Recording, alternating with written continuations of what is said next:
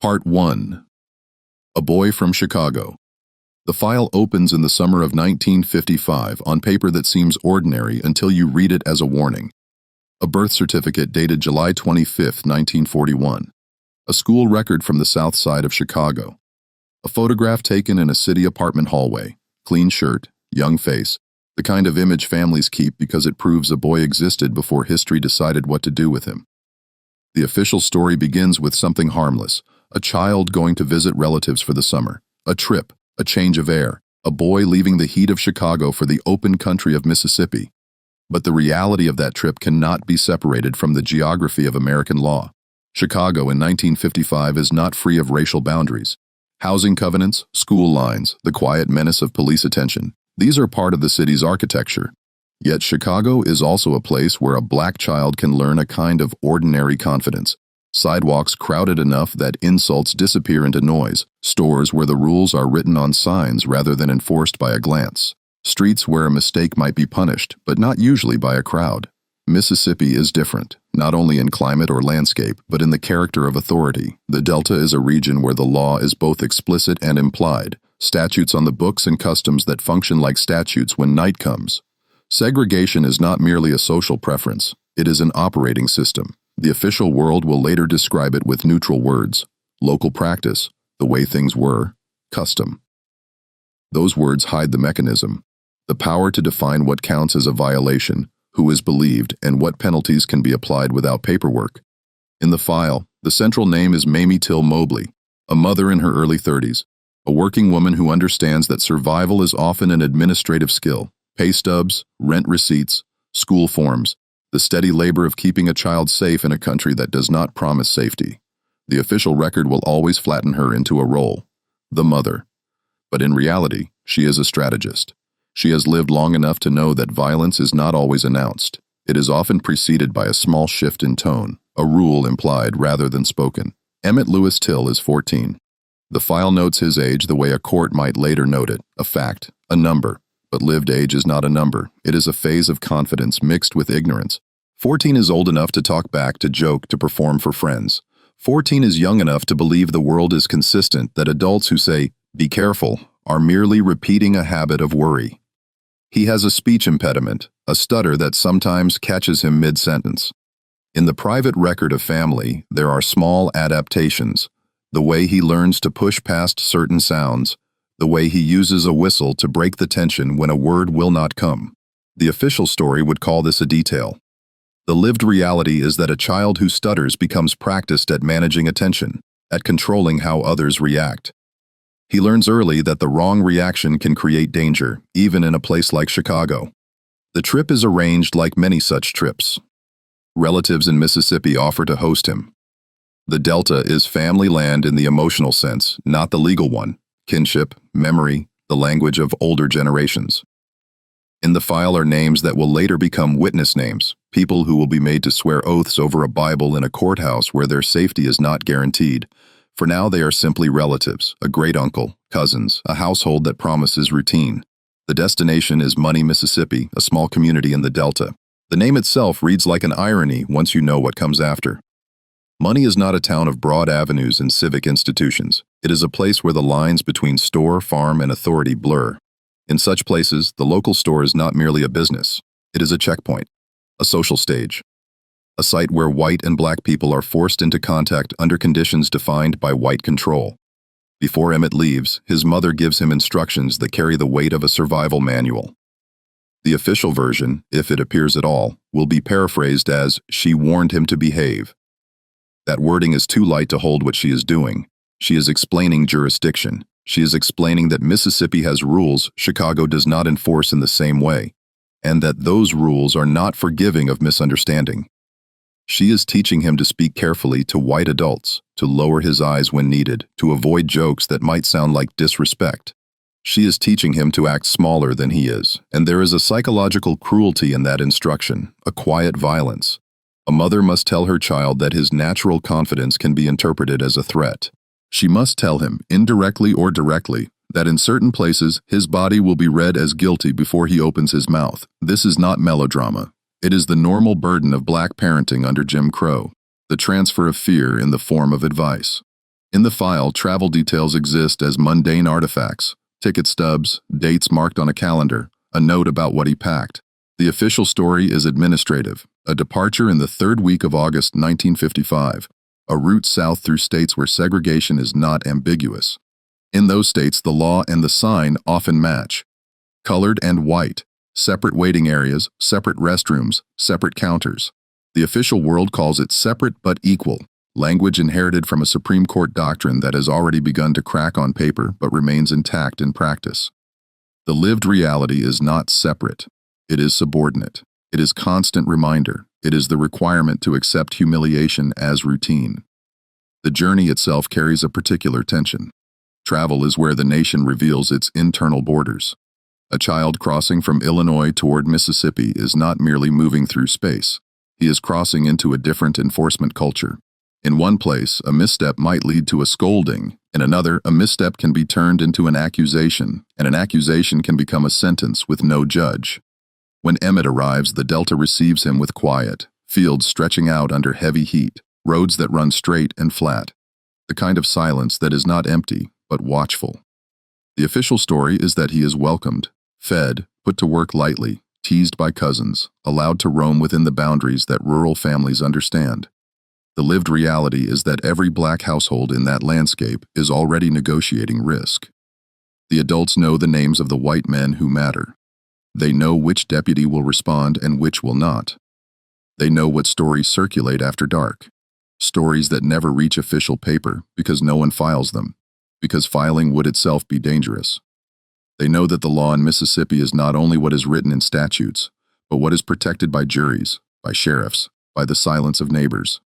Emmett, arriving from Chicago, is not ignorant of racism, but he does not yet carry the Delta's specific fear, the fear that the smallest social friction can be escalated into violence that will later be described as unfortunate or unclear.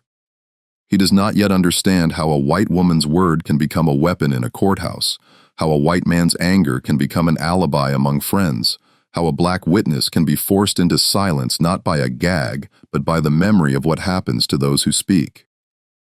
Part 1 ends where many tragedies begin, not with a crime, but with a mismatch of worlds.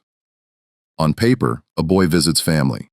In reality, a boy enters a jurisdiction where his body is subject to interpretations he cannot control. The file is still clean at this point. No charges, no headlines, no courtroom transcripts. Only the quiet documentation of a life before it is pulled into public record. And underneath it, the unanswered question that hangs over every black family traveling south in that era. What exactly counts as safety, when the law itself can be arranged against you? Part 2. Mississippi's Unwritten Constitution. The next documents in the file are not about Emmett Till alone. They are about the place that receives him. If you want to understand why a brief summer visit could become fatal, you start with Mississippi in 1955. Not the Mississippi of postcards and cotton songs, but the Mississippi of statutes and customs, where the boundary between law and the way things are done is deliberately blurred. In the Delta, paper authority and human authority reinforce each other. A courthouse exists, but so does an older court that meets in glances, in store counters, in the tone of a man who expects obedience because the region has always rewarded him for expecting it. Officially, Mississippi is a state of the United States, governed by constitutions, codes, and elected offices.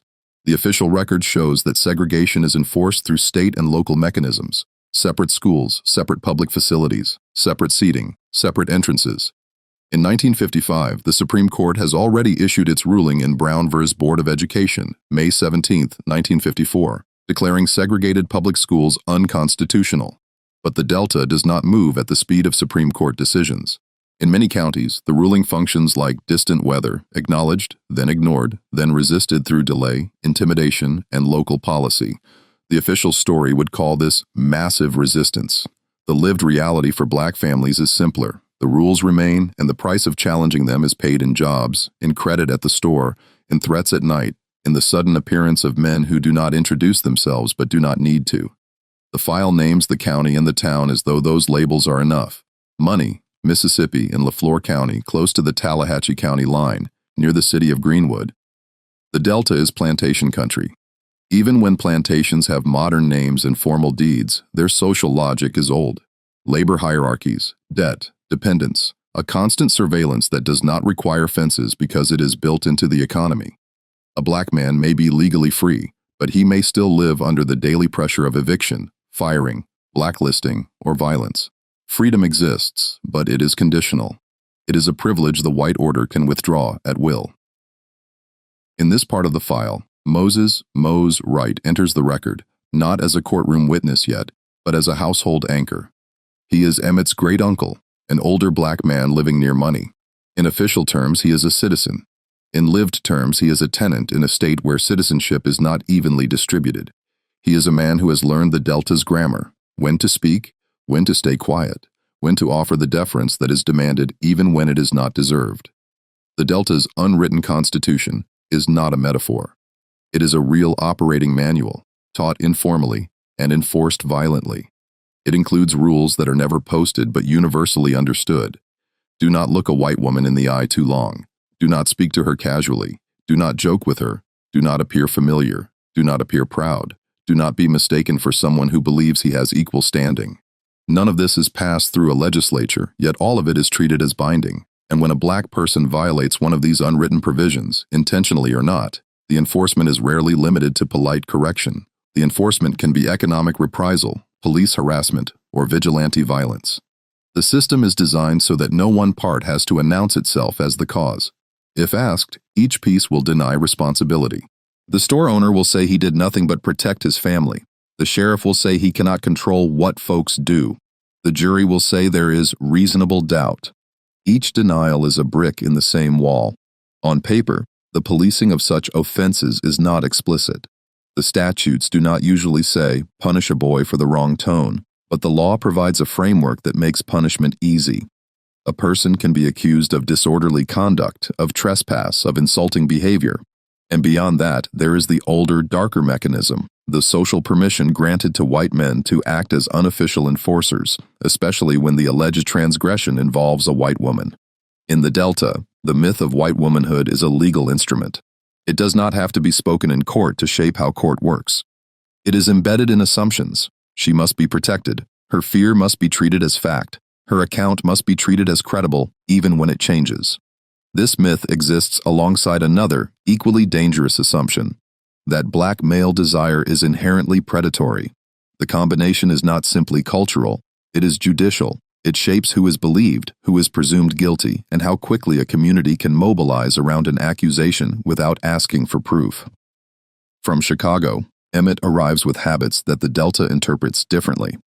Northern manners and Southern manners are not minor variations. In the context of race, they are survival codes. In Chicago, a boy might joke loudly, laugh with friends, speak with some ease to adults. In the Delta, such behavior can be read as insolence, especially if it crosses the invisible line that separates black people from the social space of white people. The file records that Emmett spends time with cousins, with local boys, that he works some, that he learns the rhythms of country life. Officially, it is a normal visit. The lived reality is that every day includes small choices designed to avoid trouble. Which road to take, which yard not to cut through, which store to enter carefully, which adult to address with exaggerated courtesy. And yet, there is also something else. An undercurrent the official record will not say plainly. A form of youthful bravado that appears whenever young people gather. The cousins tease. They compete for stories. They exaggerate. In a place where fear is constant, joking can be a way to feel strong for a moment. In this atmosphere, the local store becomes crucial. Bryant's Grocery and Meat Market is not just a business in the file. It is a stage where race is performed and policed. In such stores, the counter itself is a boundary line.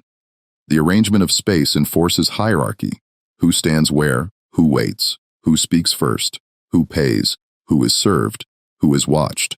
The official story would later reduce the store to a simple location, the place where an incident occurred. That language is intentional. Incident suggests accident, confusion, a misunderstanding between individuals. The lived reality is that the store represents a system. It is a place where a black child can be turned into a subject, evaluated, judged, punished, without ever being told which rule he broke. In the weeks of August 1955, newspapers in Mississippi often speak in cautious tones when race is involved. They may call black residents Negroes, may describe white men by name and black men by category, may report violence with a passive voice. A Negro was found dead, as though death arrived by weather rather than by hands. The official archive of local reporting is often designed to keep white respectability intact. Words are chosen like curtains, to obscure, to soften, to protect. Meanwhile, the black press beyond Mississippi reads the Delta with sharper clarity. In those papers, the system is not hidden behind polite phrases. It is described as terror, as intimidation, as routine injustice. Two Americas exist on the page at the same time, one that insists it is lawful and one that insists it is lethal. Emmett does not yet know that both versions can be true simultaneously, lawful on paper, lethal in practice. The moral tension in this part is quiet but relentless. It is the tension between written law and enforced custom, between Supreme Court decisions and county-level reality, between what a visitor thinks a country is and what the country actually does when threatened by a black child's presence. By the end of Part 2, the file has not yet recorded a crime. But the conditions are set. The Delta's unwritten constitution has already placed Emmett in a vulnerable position, a northern boy, in a southern code, inside a system that treats a white accusation as a kind of legal spark. The horror is not in a single act yet. It is in the stability of the structure, how easily ordinary life can be converted into accusation, and accusation into permission. The file lies open on the table, and the ink has not reached the violent pages. But the margins are already crowded with invisible rules, waiting for a moment to become official. Part 3. Bryant's Grocery. Money. The file narrows to a single place and a single afternoon, because the system often needs only one small moment to activate its machinery. Money, Mississippi. Late August, 1955. The light is still strong in the Delta, but the day is already tilting toward evening. The boys have been working and talking, moving through the casual freedom that summer sometimes pretends to offer. The official record will later treat this as the beginning of the incident, a word that suggests something minor, a misunderstanding, a private dispute. But the lived reality is that in the Delta, certain spaces are not neutral. A grocery store can be a courthouse without a judge, a checkpoint without a gate. Bryant's Grocery and Meat Market sits along a rural road serving the surrounding community. It sells staples, drinks, small comforts. It is also one of those places where black customers enter knowing they are being measured. Who they are with, how they speak, how long they linger, whether they appear proper. The store is a site of commerce, but also of supervision, an everyday theater in which the social order is rehearsed. The central figure who enters the file here is Carolyn Bryant, the white woman behind the counter. Her presence matters not because she is individually extraordinary, but because in this system, a white woman's fear can be treated as evidence before any investigation begins. The later official narrative will revolve around what she says happened inside the store. The boys' recollections will form another narrative. The space between these narratives, between what was claimed and what was experienced, becomes one of the most important gaps in the file. Emmett Till goes to the store with a group of local black teenagers and children, including cousins. The file contains variations of the same basic fact. They arrive, they intend to buy something. They are loitering as young people do, half bored and half performing for each other. In the lived reality, that performing is not harmless here. Any display of boldness in front of a white adult can be interpreted as challenge. A laugh can be read as mockery. A joke can be turned into insults. Inside the store, the official version begins to take shape. In later courtroom language, it is often suggested that Emmett made an advance, spoke inappropriately, or crossed a boundary of conduct toward Carolyn Bryant. Descriptions vary by who is speaking and when. In some tellings, he whistled. In others, he said something crude. In others still, he touched her or made some gesture that could be presented as physical threat. The official record does not offer a single, stable description. It offers a cluster of claims that shift in emphasis, as though the system is reaching for the version that best justifies what came next. That instability matters. In a court file, consistency is supposed to be the backbone of credibility. In the Delta's unwritten constitution, consistency is less important than usefulness. The boys' accounts, offered later under the pressure of consequence, often describe something smaller, a moment of awkwardness, a statement meant as bravado, an attempt to impress friends, possibly a whistle used as a nervous reflex, not as an erotic signal. They describe a child, not a predator. They describe a social mismatch, northern familiarity colliding with southern taboo. But the lived reality is not merely a child being foolish.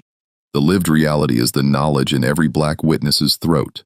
The smallest detail can become fatal once it passes through the white community's interpretive lens. In the file, one of the most chilling features is how quickly a private moment is converted into a public charge. The store is a node in the Delta's network of information. Words travel fast, not through newspapers, but through front porches and pickup trucks, through men who treat rumor as permission.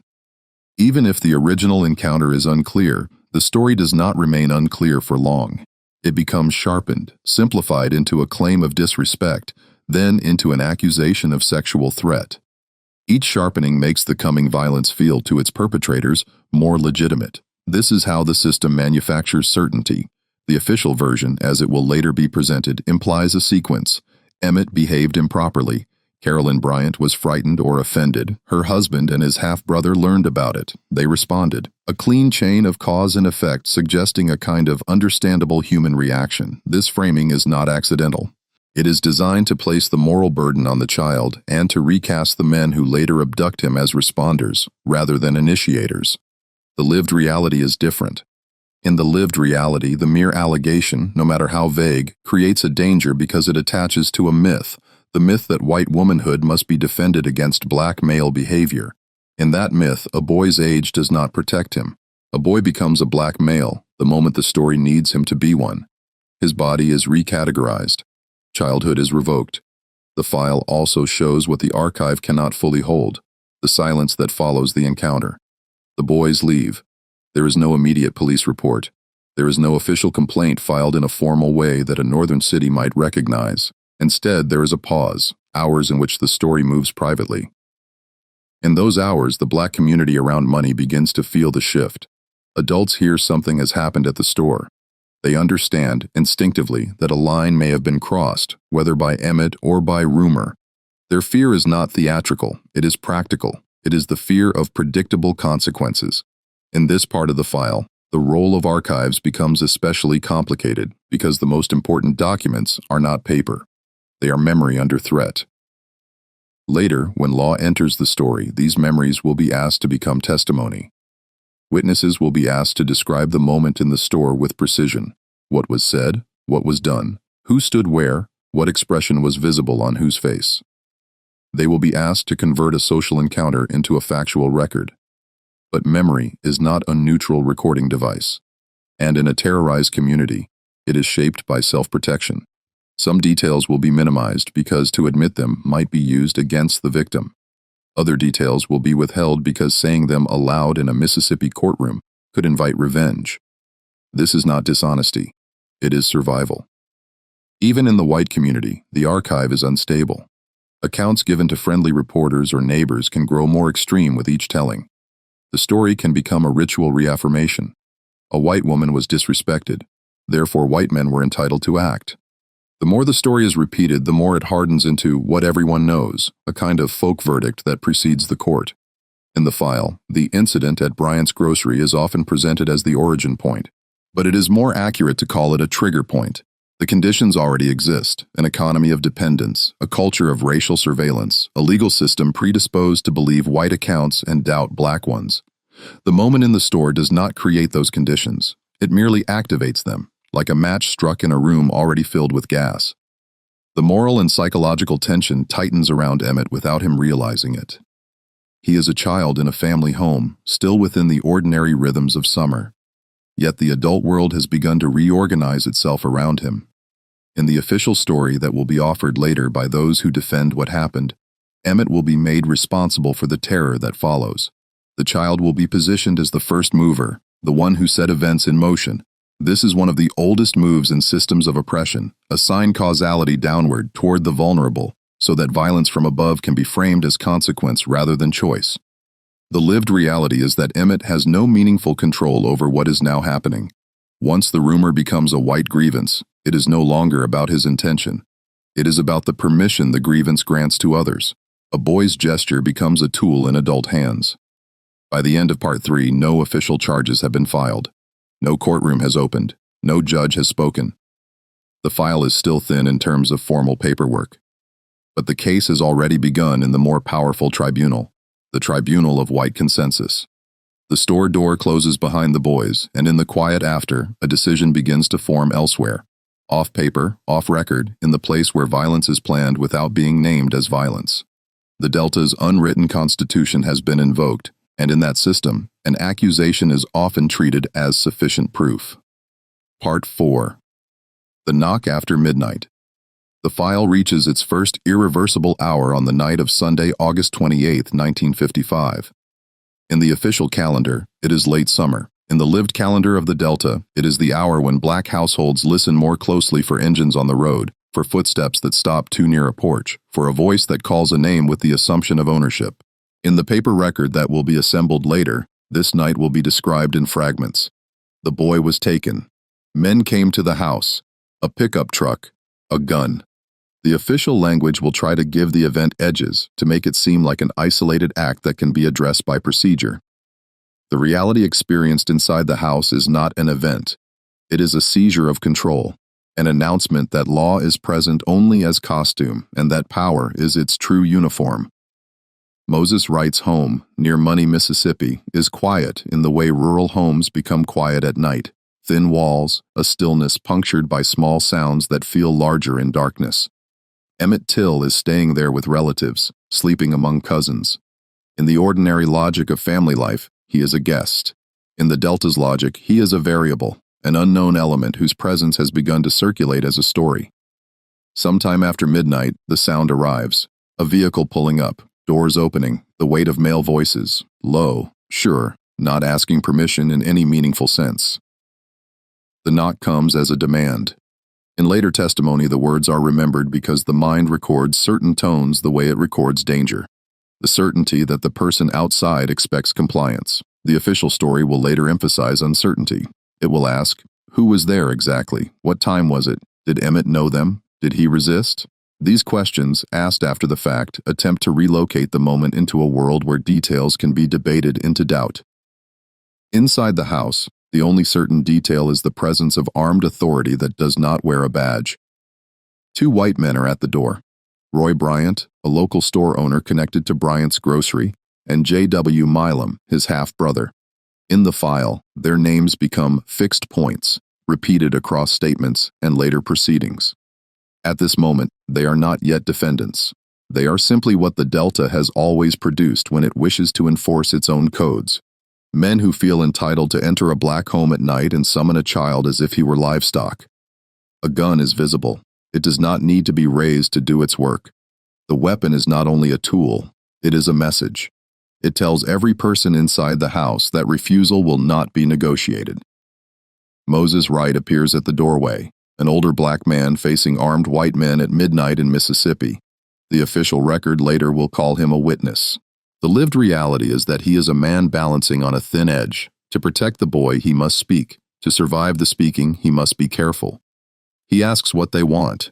They say they want the boy who did the talking at the store. In some versions, they specify a boy from Chicago. The phrasing matters. It reduces a person into an object of retrieval, a problem to be removed. Emmett is woken. He is pulled from sleep into a room full of adult fear. In the paper world that will later study this night, it is tempting to imagine him as already aware, already bracing for what comes. The reality is more fragile. He is 14. He is in his underwear or quickly dressed. He is still in the half-conscious state where the mind has not caught up to the danger. He hears his name spoken by strangers.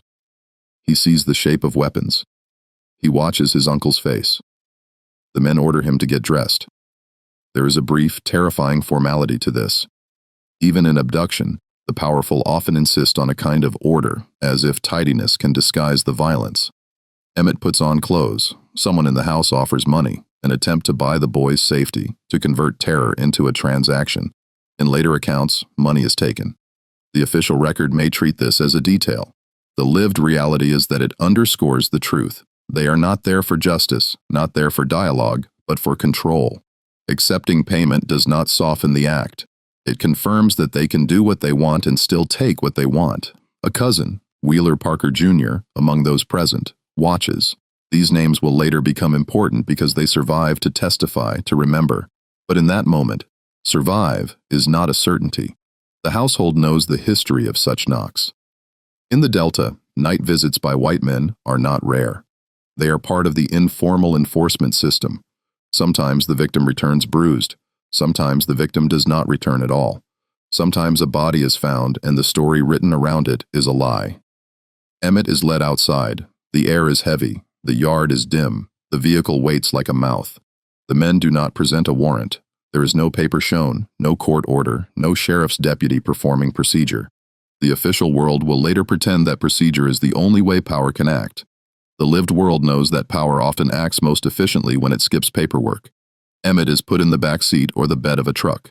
Accounts vary, and the archive will later attempt to pin down the precise configuration. But the configuration is secondary to the meaning.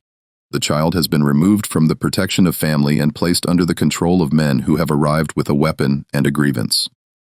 The household remains behind, awake now, watching the vehicle disappear down a road that offers no witnesses and no safety. This is the moment where the file becomes more than a narrative of context. It becomes a criminal case, even if the local system will resist that label. In the official version that some will later offer, the language shifts to soften what happened. They will imply that Emmett went with them to identify someone, or to apologize, or to talk. They will frame it as a temporary removal that got out of hand. This framing is strategic. It attempts to insert consent into a situation where consent is impossible, because a child facing armed men at midnight is not exercising free choice. He is responding to coercion. The lived reality is that the abduction is an assertion of racial sovereignty. The men are declaring that they can reach into a black household and extract a person without consequence. They are declaring that a white grievance outranks a black family's right to safety. They are declaring that the Delta's unwritten constitution is enforceable at gunpoint. In the hours that follow, the household's options collapse. They can go to white authorities, but those authorities are part of the same structure that enabled the abduction. They can try to search, but searching in the Delta is not simply looking. It is trespassing into spaces where a black man can be shot for being in the wrong place at the wrong time. They can wait, hoping Emmett will be returned alive, hoping the men outside the law will decide to act as if they are bound by it. Waiting is not passivity here. It is the forced posture of those who understand they have no leverage. The archive will later contain a strange kind of quiet around these hours, gaps where fear prevented immediate documentation. There is no emergency call that brings help. There is no rapid response team. The system does not rush in to rescue a black child. The night proceeds as it always does when violence is permitted, quickly, privately, with the confidence that the morning will still belong to the same people it belonged to yesterday. By dawn, the case file will still be thin on paper but thick in reality. A boy is missing. The household knows which men took him. The Delta knows too, even if it pretends not to. And the central tension of the entire story becomes visible in the simplest possible contrast. Officially, there is a legal order in Mississippi. In reality, a child has been kidnapped from his bed by men who do not expect to be punished for it. The truck has vanished into the dark. The house remains full of waking bodies and unanswered questions, and the silence that follows the engine's fade is not merely the absence of sound. It is the presence of a system closing ranks, preparing to decide what will be written down and what will be denied. Part 5. A body, a ring, a doubt. The file does not move quickly after the abduction, because in the Delta, time itself is shaped by who is missing. August 28th becomes August 29th, then August 30th. The official world can treat those days as a period of search and inquiry, words that suggest activity and concern. The lived reality inside black homes is a narrower, harsher sequence, waiting, listening, calculating who might help, and recognizing, without saying it aloud, that the men who took the boy have had time to do whatever they intended to do. In the paper trail, the first formal actions appear slowly. There are calls made, names spoken to deputies, reports that do not read like emergencies because the people receiving them do not treat a black child's disappearance as a crisis that threatens public order. In the Delta's hierarchy of urgency, black fear is not a category that compels swift response. As the days pass, the search spreads along back roads and across fields, following the logic of rumor rather than the logic of police procedure. Some people look openly. Others look quietly, careful not to be seen in the wrong place. There is an unwritten rule even for searching. A black man does not wander onto white property with questions unless he is prepared for the consequences. So the search becomes constrained, partial, cautious, and haunted by what it cannot do. Then, on Wednesday, August 31st, 1955, the file turns cold in a different way. A body is found in the Tallahatchie River near the community of Glendora, in Tallahatchie County.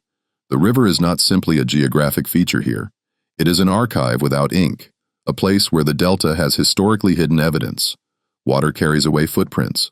Water softens timelines. Water makes it easier for official language to say, found, rather than put.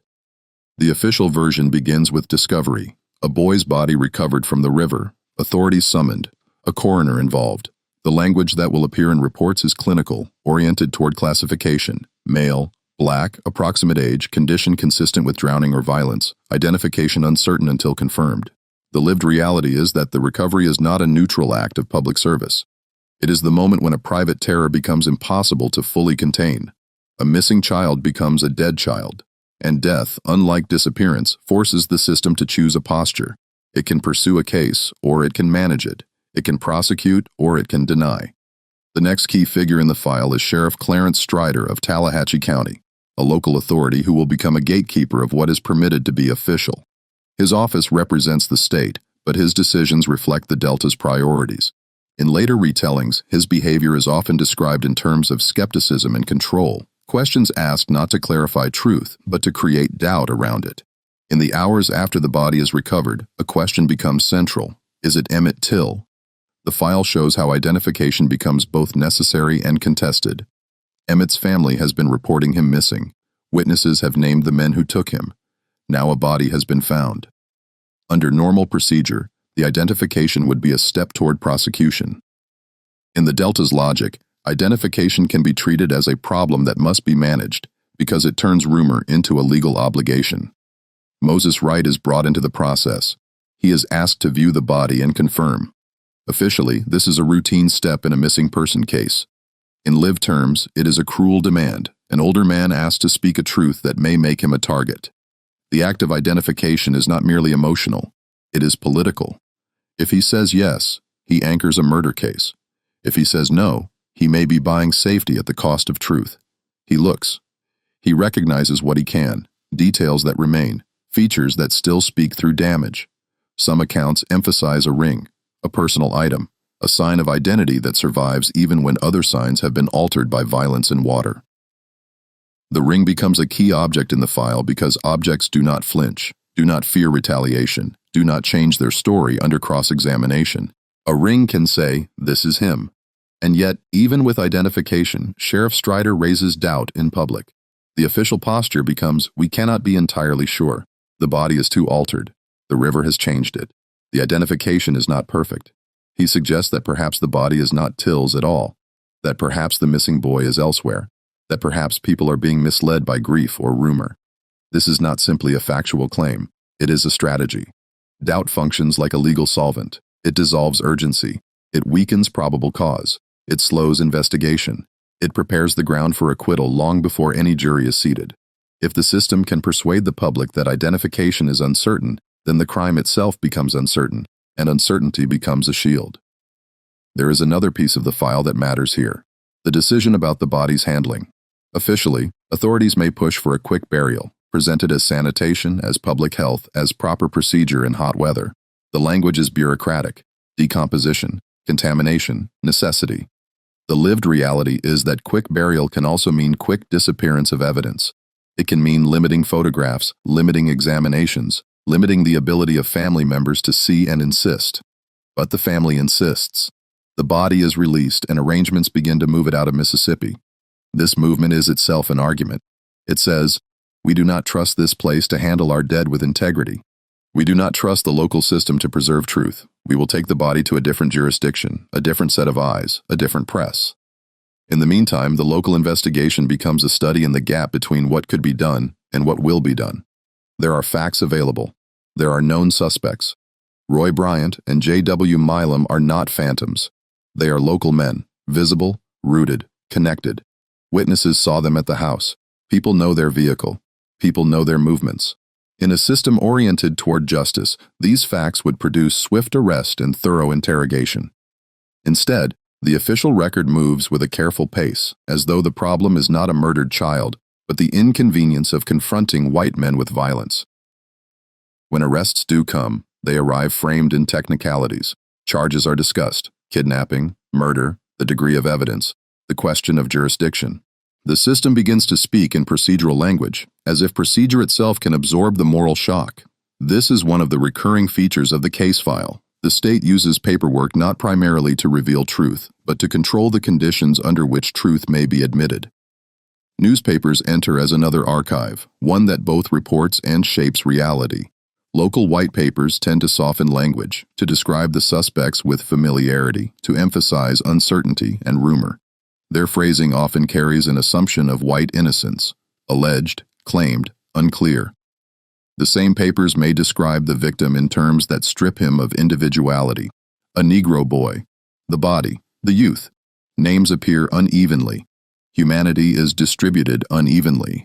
Meanwhile, black newspapers and northern outlets begin to treat the case with a different gravity. Their language is sharper, less willing to grant the benefit of doubt to the system that has historically abused it. They speak of abduction, murder, terror. They print details that local authorities would prefer to keep muffled. In doing so, they transform the case from a regional event into a national question. The moral and psychological tension in this chapter is concentrated in one repeated scene. A black family asked to prove again and again that their child is their child, and that his death should count as a crime. The official version asks for standards: documentation, identification, certainty, chain of custody. The lived reality supplies something else: recognition, grief, fear, and an understanding of how quickly evidence can vanish when the system wishes it to. The ring, if it is the ring, sits at the center of this tension. It is small, metallic, silent. It is treated like a fact, and yet even a fact must pass through human hands, hands that may record it faithfully or may downplay it, may preserve it or may let it disappear into a drawer where it will never be produced in court. By the end of Part 5, the case has crossed a threshold. A boy who left Chicago on a summer visit has been found dead in Mississippi. The names of the men who took him are in circulation. The sheriff's skepticism has been made public. The system has begun its dual work, appearing to respond while quietly preparing to contain the damage. The file now holds something heavier than rumor. It holds a body, an identification, and an official doubt designed to weaken that identification. And in that contrast between what black witnesses know with their full lives and what white authorities are willing to admit on paper, the central question of the entire documentary takes a firmer shape. Is the state investigating a murder, or is it constructing a record that will make the murder survivable for the people who committed it? Part 6. Chicago's Open Casket. The file leaves Mississippi because Mississippi does not want the file to grow. On paper, the movement is logistical. The body is released, transport arrangements are made. A casket is sealed. A train or vehicle carries the remains north. In reality, the journey back to Chicago is an act of jurisdictional escape. It is a family removing its dead from a county where officials have already begun to manage the story, where the language of doubt has been introduced as a protective layer, where urgency is treated as negotiable. Chicago receives Emmett Till not as a missing child any longer, but as evidence. The name that anchors the archive here is Mamie Till Mobley. The official versions of history will later call her courageous, will place her in a category of symbolic motherhood. But the file does not require symbolism to show what she did. It shows decisions, each one made against pressure. It shows a woman refusing to let the system determine how her son will be seen. When the body arrives, there are immediate attempts to control access. Caskets are meant to close. Funerals are meant to be private. Authorities and funeral professionals can argue that the condition of the body makes viewing inappropriate, that public display would be indecent, that it would disturb order. This is the official reasoning: discretion, dignity, hygiene. The lived reality behind these arguments is another logic: containment. For generations, racial violence in the South has depended on two forms of silence. The first is the silence of victims and witnesses, enforced by fear. The second is the silence of images: no photographs, no visible proof, no shared site that could make denial difficult. A closed casket is not only a ritual choice. In cases of racial terror, it can function like an administrative eraser. Mamie refuses erasure. She insists on seeing her son. She insists on recognizing him. on making the identification herself in a place where she believes the process will not be manipulated. The official record of such a moment can never fully capture what it does to the human mind. Forms can note that a viewing occurred. They cannot record what a mother understands in a single glance: the finality, the violence, the meaning of what has been done not only to a body, but to a family's future. Her decision follows. The casket will be opened. In official terms, this is a choice about funeral arrangements. In reality, it is a tactical decision about truth. She is declaring that the public will not be allowed to imagine the death as gentle, accidental, or uncertain. They will not be allowed to accept a vague newspaper paragraph as sufficient. They will be confronted with the cost that Mississippi's doubt is trying to soften. The open casket transforms a private death into a public document. In Chicago, the funeral becomes more than mourning. It becomes an archive event, an organized moment in which bodies, photographs, and community testimony converge into a record the nation can no longer claim it lacks. People line up. They enter quietly. They stand before the casket and look. Some do not speak. Some weep. Some harden into a silence that reads like a vow. No court transcript can produce this kind of witness. Courts are structured to filter emotion out, to reduce the human to admissible fact. The open casket does the opposite. It insists that emotion is part of evidence. It insists that grief is not a private weakness but a public indictment. The file expands because the press arrives. Chicago newspapers cover the funeral. More importantly, Black newspapers treat it as a national emergency. Photographs are taken and distributed. The images move across state lines faster than legal filings. They appear in barbershops, church basements, living rooms, union halls. They are folded into pockets, shown to friends, passed hand to hand like contraband that carries a moral charge. There is a tension here that the documentary file must hold carefully, the line between witness and spectacle. Mamie's insistence is not an invitation to consume suffering. It is a refusal to allow suffering to be denied. The system that killed her son depends on the idea that Black pain can be hidden, minimized, described in passive voice, and then forgotten. She interrupts that cycle. She forces visibility. In the official versions that follow, defenders of Mississippi's order will describe the photographs as inflammatory, as exaggeration, as northern manipulation. They will say, outsiders do not understand the South. They will imply the images are being used politically. This is another containment strategy. If the images can be framed as propaganda, then the underlying crime can be reframed as controversy rather than fact. But the lived reality in Black America is not controversy, it is recognition. People see in Emmett's face what they have feared for their own children. They see the continuity between private warnings, don't go there, don't talk back, be careful, and the public outcome. They see that the rules of safety do not guarantee safety. They see that even compliance can be met with violence, and that when violence occurs, the legal system can still protect its agents. The funeral also produces another archive, the spoken testimony of community leaders and activists who begin to attach Emmett Till's name to a broader cause. Churches hold meetings, organizations circulate statements, donations are collected, names of officials in Mississippi are repeated in northern spaces where they have rarely been spoken aloud. The case becomes portable. It becomes a reference point, a file that can be opened in any room where people are willing to talk about law and cruelty in the same sentence. In this part of the documentary, the atmosphere shifts from rural darkness to urban gravity, but the tone remains the same. Night, paperwork, institutions. Chicago is not a sanctuary, it is merely a different battleground. The city has its own forms of segregation, its own police brutality, its own limits on Black life.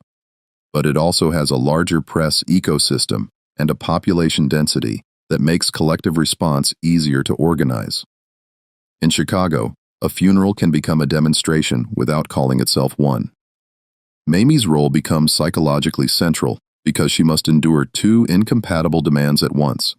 She must mourn as a mother, privately, humanly, without performance, and she must act as a custodian of evidence, publicly, strategically, because she understands that the state of Mississippi will not carry her son's truth unless forced to. This is the moral tension. A mother forced into the role of archivist because the official archivists, the police, the courts, the newspapers that claim neutrality, are compromised. The file records that thousands attend or view the body over the days of services. The numbers matter because they show scale, but the deeper reality is in the texture of the crowd. People arriving with their own memories of intimidation, their own losses, their own close calls. The open casket does not create their fear. It confirms it. It is in this chapter that the case begins to galvanize in a measurable way. Anger becomes organized. Grief becomes language. The event stops being a Southern crime alone and starts becoming a national moral problem.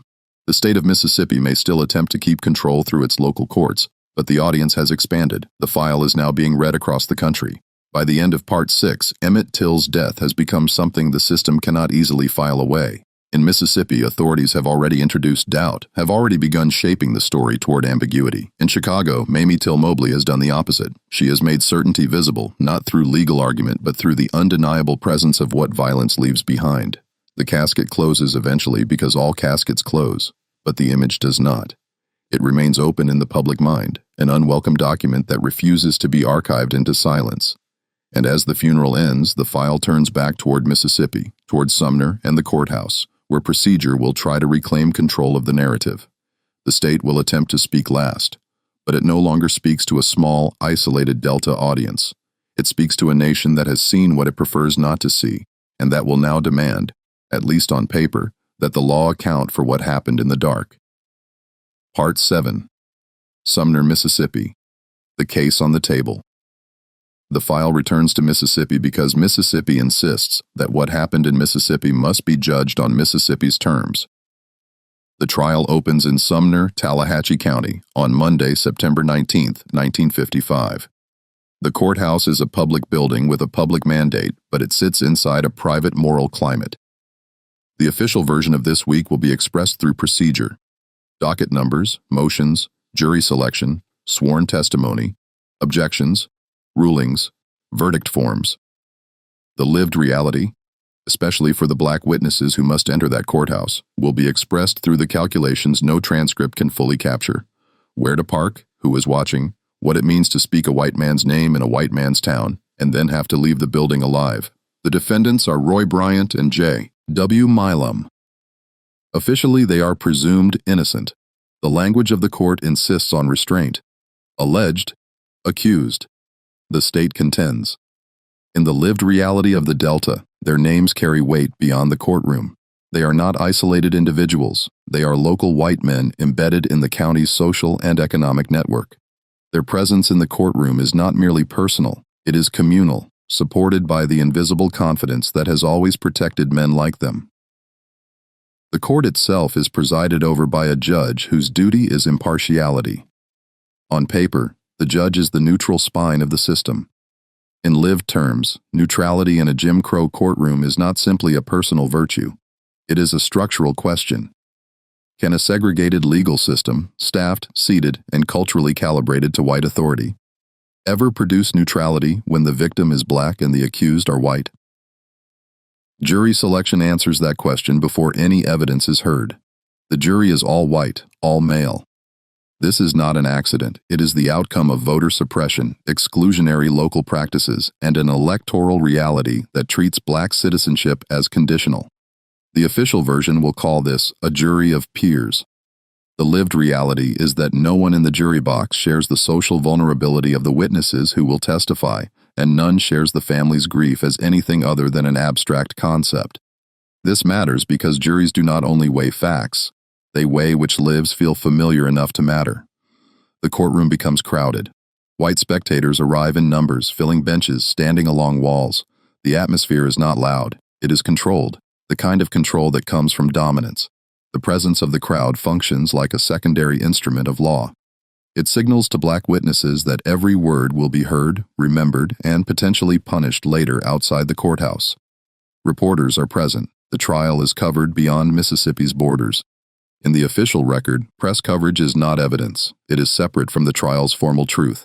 In lived reality, the press is a parallel court. It decides which details will travel, which will be softened, and which will be framed as questionable. Headlines can do what verdicts do: establish what really happened in the public mind, regardless of the transcript. The state presents its case. The prosecution's problem is not the absence of narrative. It is the resistance of the local system to accepting that narrative as criminal. The case must be built from witnesses whose safety is compromised and from a chain of events that the defense will insist cannot be proven beyond reasonable doubt. The official language will focus on standards, identification, timeline, physical evidence, corroboration. The lived reality is that the most important evidence, the taking of a boy from his bed by armed men, is known in the community precisely because it is ordinary in its method. It is known through fear, not through paperwork.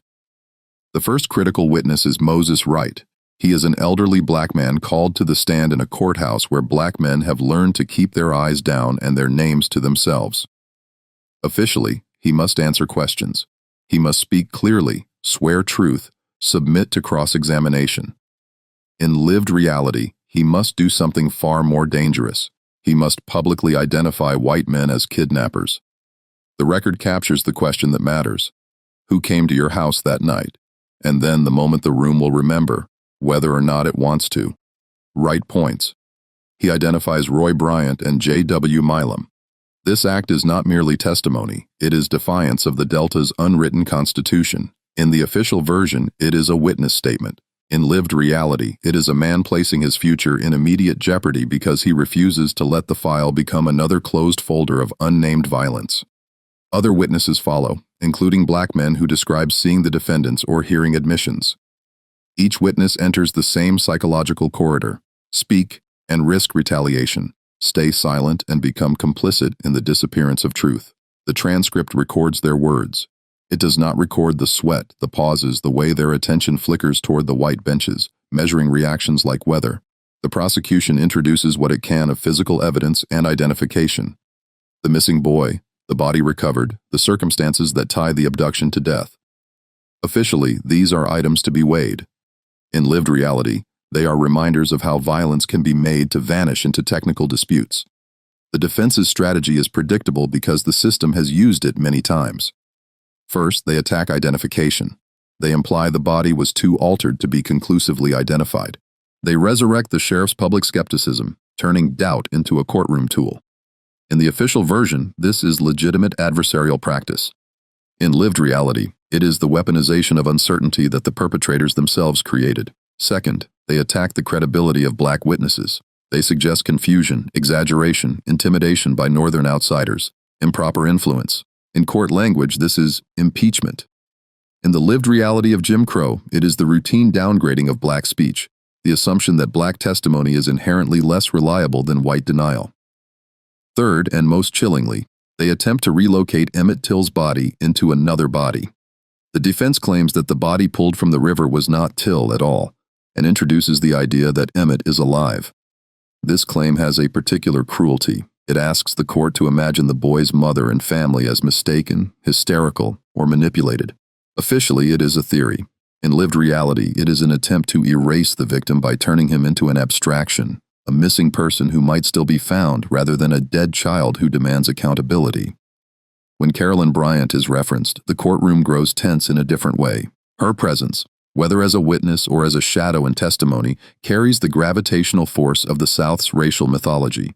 The official court will treat her role cautiously, aware that the case revolves around what was allegedly said or done in the store. Yet the defense does not need her to speak at length for her significance to register.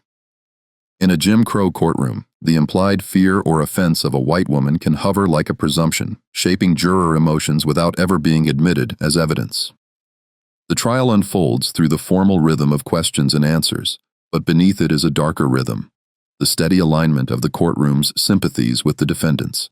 Each time a black witness speaks, the defense can suggest motive. Each time the defendant's actions are described, the defense can reframe them as concern, protection, misunderstanding, or an attempt to find the boy. Every euphemism is a small laundering of violence. The official version calls this argument. The lived reality recognizes it as the social order protecting itself. The judge instructs the jury, as judges do, on standards of proof. Beyond a reasonable doubt, the words sound universal, almost holy. But the meaning of reasonable is not the same in every society. In a place where white authority is the default and black suffering is background noise, reasonable doubt can become a refuge for those who do not want to convict. The courtroom's tension becomes a question of time. How long will the jury deliberate? How quickly will the system return to its comfortable shape? The public benches seem already to know. The black witnesses and Emmett's family representatives do not have the luxury of that confidence. They must watch the law's performance and wait to see whether it will ever break character.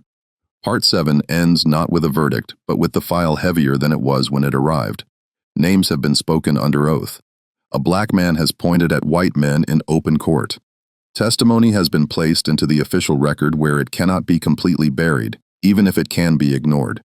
On paper, the case has been presented, but the lived reality, the one the courthouse cannot admit without indicting itself, is that the trial is not merely about what happened to Emmett Till. It is a referendum on whether the Delta will recognize a black child's death as a crime, or whether it will use procedure to transform murder into uncertainty.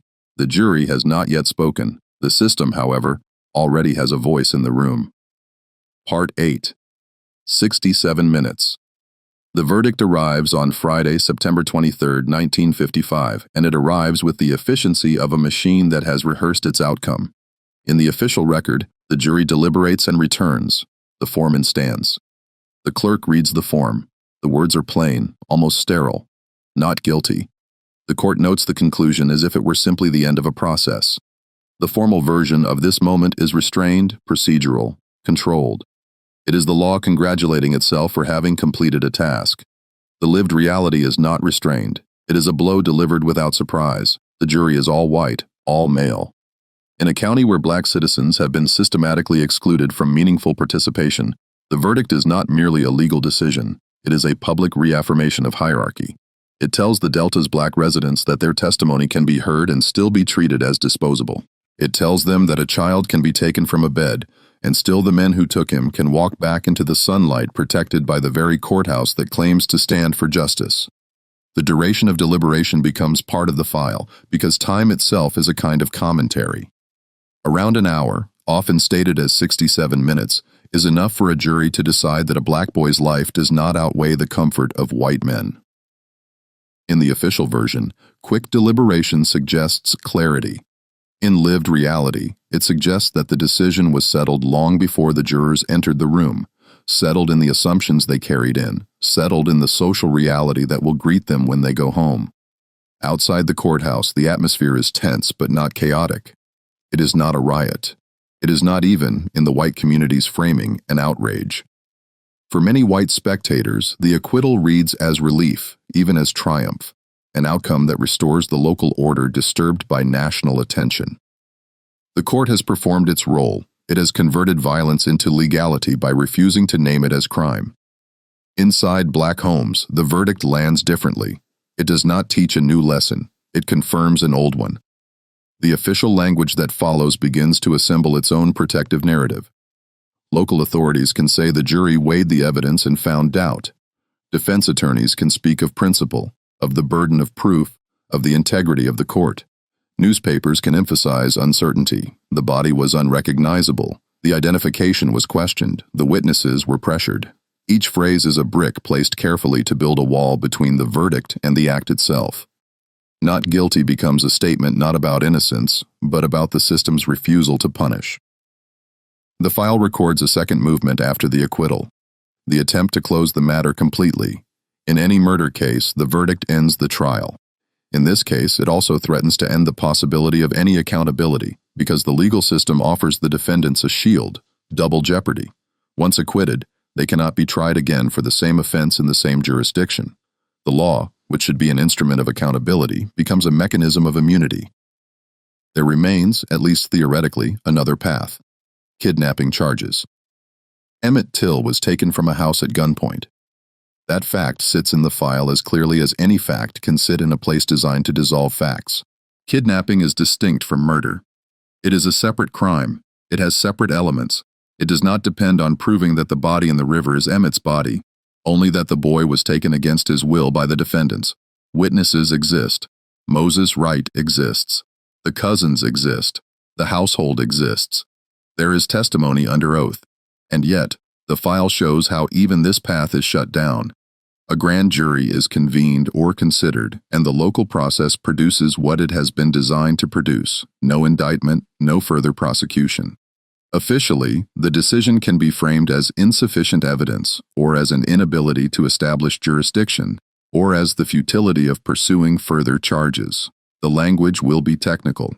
The lived reality is not technical. It is the system closing ranks again, ensuring that the defendants cannot be reached from any angle. The moral tension deepens here because the system is no longer merely failing, it is actively protecting. This protection has visible consequences. Roy Bryant and J.W. Milam return to ordinary life. They are not treated as men who escaped punishment. They are treated, in many local circles, as men who endured an ordeal imposed by outsiders. The trial itself becomes the injury in the white narrative. They were dragged through court, harassed, misunderstood. The victim's death is displaced by the discomfort of the accused. In this way, the verdict does more than free two men. It transforms the moral landscape. It tells the region that violence can be defended if it is framed as response to alleged provocation. It tells future perpetrators that the system's default setting is leniency, not scrutiny, when the victim is black and the accused are white. The archive expands in a different direction after the verdict. Public statements, interviews, and reactions become part of the record. The NAACP and other civil rights organizations issue condemnations and analyses. Northern newspapers editorialize. Politicians speak carefully, balancing outrage against fear of alienating Southern voters. In the official record, these are opinions. In lived reality, they are evidence of a nation beginning to fracture openly over what kind of law it wants to be. In Mississippi, local press may attempt to minimize national outrage by framing it as interference. The language often shifts into regional defensiveness. Outsiders do not understand. The South is being maligned. The jury did its duty. This posture is not only about pride, it is about preserving the legitimacy of the system. If the verdict is widely recognized as injustice, then the entire legal structure in the Delta is exposed as an instrument of racial control rather than impartial order. For Emmett Till Mobley, the verdict does not end grief, it redefines it. In Chicago, her insistence on an open casket created a visual archive that forced the nation to look. In Sumner, the acquittal attempts to unsee. The system tries to say, you looked, and now you must accept that looking changes nothing. The official version tries to close the file. The lived reality is that the file has become heavier because it now contains not only a murder but a refusal to convict. The psychological tension in this chapter is the tension between exposure and impunity. The country has seen the cost of the violence. The country has also seen the law refuse to punish. This combination produces a particular kind of dread. The knowledge that visibility is not the same as power. A photograph can shock the conscience. It cannot, by itself, restrain a sheriff or change a jury. And yet, something shifts. The file begins to function as more than a record of one case. It becomes a template, a reference. People begin to cite Emmett Till's name in speeches and meetings. They use it to describe what they already understood but had been forced to endure privately. The case becomes a public language for a private terror. In the weeks after the verdict, the story does not settle. It continues to travel. It continues to be contested. The official Mississippi narrative attempts to stabilize it as a closed case. Acquittal, end of matter, nothing more to say. The lived narrative refuses closure. It insists, the law did not do its job. Therefore, the nation must confront what the law is for. Part 8 ends with a courthouse that has completed its performance and returned to normal. The bench is empty. The judge goes home. The jurors return to their lives and are greeted not as men who failed justice, but as men who upheld the local order. The defendants walk out under the protection of a verdict that will soon be indistinguishable, in practical effect, from innocence. But the file does not close. It cannot close because it now holds two things at once: the death of a child and the official decision that this death does not require punishment. That contradiction does not disappear. It sits in the national conscience like a document that cannot be filed away, because every attempt to file it only reproduces the same question in a different form. If the law can watch this happen and still declare not guilty, then what exactly is the law protecting? Part 9. Confession for sale. The file should have ended after the acquittal. That is what the legal system intends when it says not guilty. It is a command to the future. Stop asking. Stop writing. Stop searching for a way around the verdict. But the case does not obey the command because the structure that produced the acquittal carries its own weakness. It can refuse to punish, but it cannot fully prevent speech. It can close the courtroom, but it cannot fully control what men will say once they are protected by the closure. In the months after September 1955, Roy Bryant and J.W. Milam returned to ordinary life inside an extraordinary immunity. Double jeopardy becomes their shield, a legal principle that, in this case, does not safeguard a person from an abusive state, but safeguards perpetrators from accountability. It is one of the file's darker lessons. The same doctrine can be a protection for the vulnerable in one context and a sanctuary for violence in another, depending on who the system treats as worthy of protection. At first, the Delta tries to absorb the case back into silence. Local routines resume. Cotton still grows. Stores still open. People still measure their words. Officially, the matter is resolved. The acquittal is treated as closure, and yet, the national attention does not fully dissipate. The photographs from Chicago remain. The testimony from Sumner remains. The verdict remains, impossible to reconcile with what so many know. Then, in January 1956, the file reopens in a place the courthouse cannot control. A national magazine. A published account appears. An interview-based narrative attributed to Bryant and Milam, describing their role in the abduction and the killing. The story is presented with a cold clarity that the courtroom never achieved, not because the truth suddenly becomes easier, but because the legal risk has been removed. The men can speak precisely because the law has already decided they cannot be tried again for the same crime. The confession is not an act of remorse. It is a demonstration of the safety the system granted them. The documentary must hold the moral tension of this moment carefully because it is not a simple revelation. It is also exploitation. The account is sold. Money changes hands. The details of a murdered child become a commodity in a media marketplace. The official legal archive failed to produce accountability. The commercial archive produces a different outcome. Notoriety, circulation, profit. The horror is doubled, first in the act itself, then in the conversion of that act into a purchasable narrative. In the official version of American justice, truth leads to punishment. In this file, truth emerges after punishment has been made impossible. This reversal is not incidental, it is structural. It shows how the legal system's outcome can shape the very conditions of speech. In Sumner, Bryant, and Milam deny or evade. They allow doubt to do the work for them. In January, protected, they can speak as if speaking is power. They describe taking the boy. They describe threats and control. They offer a sequence that, while still filtered through their self-justification, leaves little doubt about their involvement. The magazine's presentation becomes part of the record, the editorial framing, the tone, the way the story is packaged for readers. It is not a court transcript. It is not sworn testimony. It is not cross-examined. Yet it carries a force the trial did not, because it gives the public what the courtroom refused to deliver, an explicit admission of guilt. The legal system, however, treats this admission as largely inert. There is no retrial. There can be no retrial for murder, because the acquittal stands. The confession exists in public space, but it is legally quarantined. The system's earlier choices, jury selection, skepticism around identification, refusal to indict for kidnapping, now function like locked doors. The confession bangs against them and cannot enter. Here the file reveals one of its most disturbing features, the separation between what is known and what is actionable. In many narratives of crime, the central drama is discovering who did it. In Emmett Till's case, the names were known early. The drama is not identification, it is enforcement. It is the question of whether a system will act on what it knows when acting would disrupt its own hierarchy. The confession also shows how perpetrators narrate themselves. Bryant and Milam do not speak like men confessing to wrongdoing. They speak like men explaining an enforcement action. The language is saturated with entitlement, the assumption that they had the right to take the boy, the right to punish, the right to decide what his fate would be. Any moments of hesitation are often framed not as moral doubt, but as practical calculation. What witnesses might see, how the community might react, whether trouble might follow. Their narrative is not primarily about a boy's humanity, it is about their authority. This is an important psychological element in the case file, the way the perpetrators rely on a social script that normalizes their violence. They do not need to invent justification from scratch. The script already exists in the Delta's unwritten constitution. A perceived insult from a black boy toward a white woman becomes, in that script, a provocation sufficient to warrant retribution.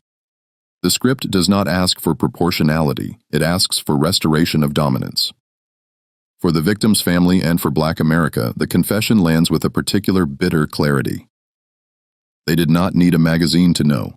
They did not need paid admissions to understand what happened in the dark. What the confession confirms is not merely guilt.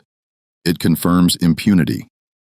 It confirms that the men believed they could speak openly because the system had already proven it would not punish them. This is why the confession is chilling. It is less a disclosure than a victory lap.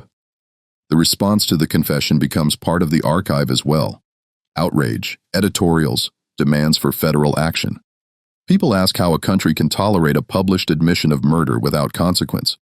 They ask what the law is for if it cannot reach men who admit to killing a child. The questions are not rhetorical. They are diagnostic. They expose a gap between American legal ideals and American legal practice. Federal attention intensifies, but the federal system is also constrained. In 1956, the mechanisms for federal prosecution of civil rights violations are limited and politically fraught. Jurisdiction is a maze. The state's control of murder prosecutions is strong. The doctrine of double jeopardy is firm.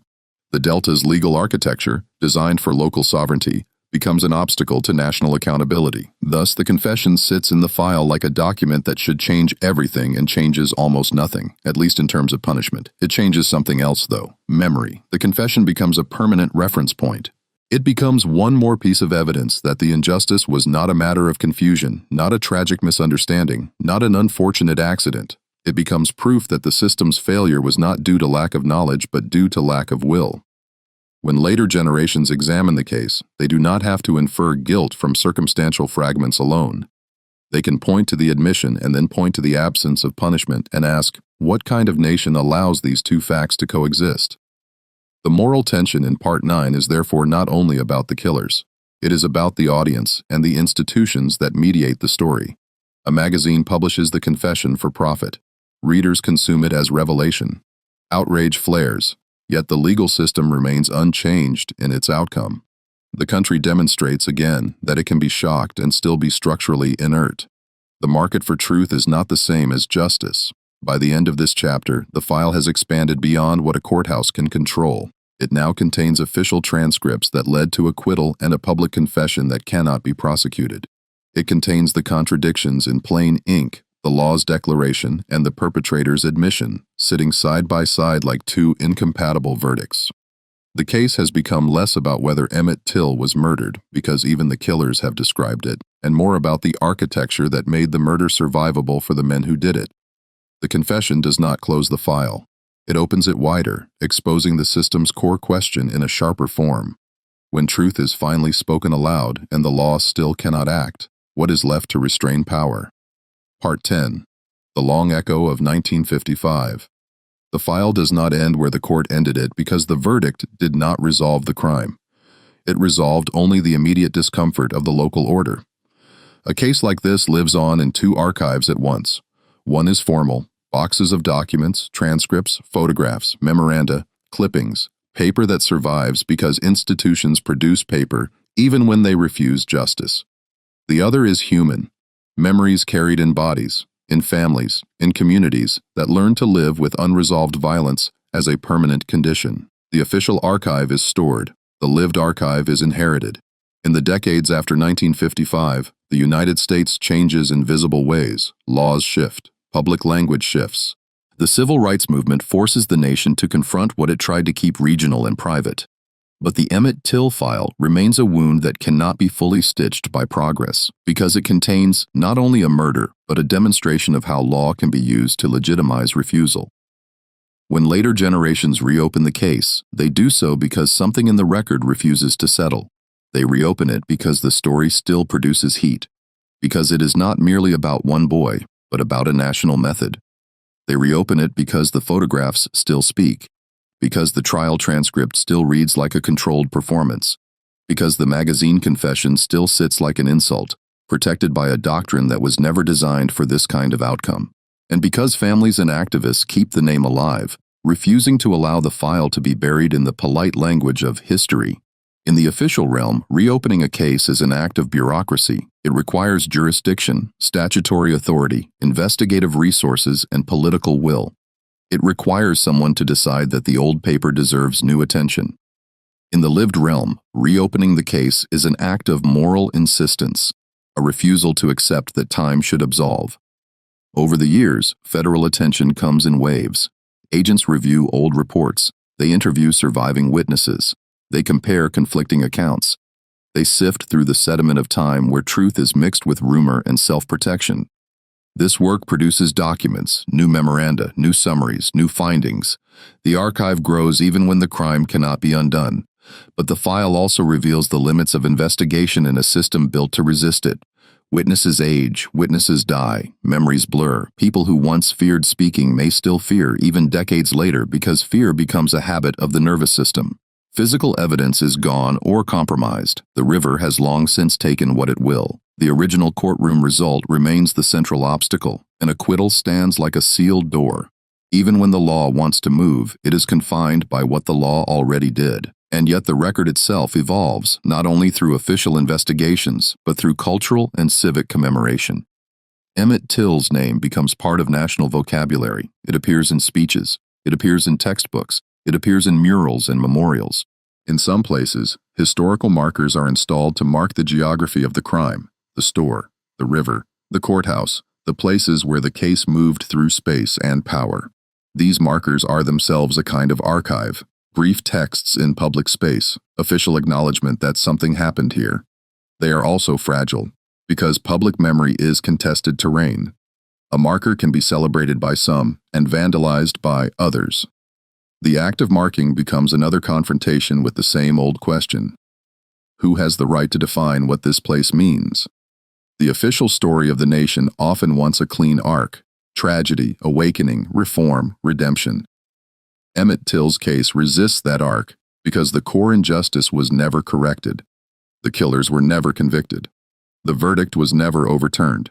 The mother lived with a national symbol attached to her private grief, praised for bravery, yet denied the most basic outcome a legal system is supposed to provide: accountability. The file shows how institutions attempt to manage this discomfort.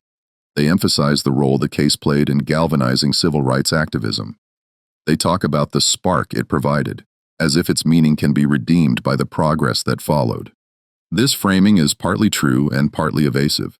It risks turning a child's death into a narrative instrument, a necessary sacrifice for a greater good. The lived reality does not accept sacrifice as necessary. It recognizes it as imposed. In later years, a different kind of tension emerges: the tension between confession, recantation, revision, and memory. Accounts shift. People who once stood behind certain narratives change their stories or complicate them. Some claim that earlier versions were exaggerated. Others claim that earlier versions were softened. Each new statement becomes another document, another piece of paper that both informs and destabilizes. The archive grows, but clarity does not always grow with it. The record becomes a crowded room where some voices are truthful, some are self-serving, and some are shaped by the desire to control how history will remember them. This is one of the file's moral lessons. Archives do not automatically produce justice. Archives produce material. Humans still decide what it means, and humans do not all seek truth for the same reasons. A further complication arises as legal authorities periodically examine whether anyone else can be charged, whether any new evidence exists, whether any statute applies. These inquiries have their own official language: review, re-examination, closure, insufficient evidence. Each phrase is a bureaucratic seal. It can be an honest statement of limitation. It can also be a way to move the file back onto the shelf without confronting the deeper question: why was the shelf built to protect perpetrators in the first place? In the lived archive, however, the case never closes. It continues through descendants, through community memory, through the way parents speak to children about danger. Emmett Till's name becomes not only historical but instructional, a warning embedded in family life. Certain places, certain conditions, certain moments of carelessness can still be fatal. Even as laws change, the instruction persists because the nervous system remembers what the law once permitted. The case also becomes a reference point in later struggles over racial violence and accountability. When new names enter the national conversation, Emmett Till's name is often invoked, not as distant history but as a measure of continuity. The comparison is not made to claim that time has stood still, but to insist that the roots of modern injustice are not mysterious.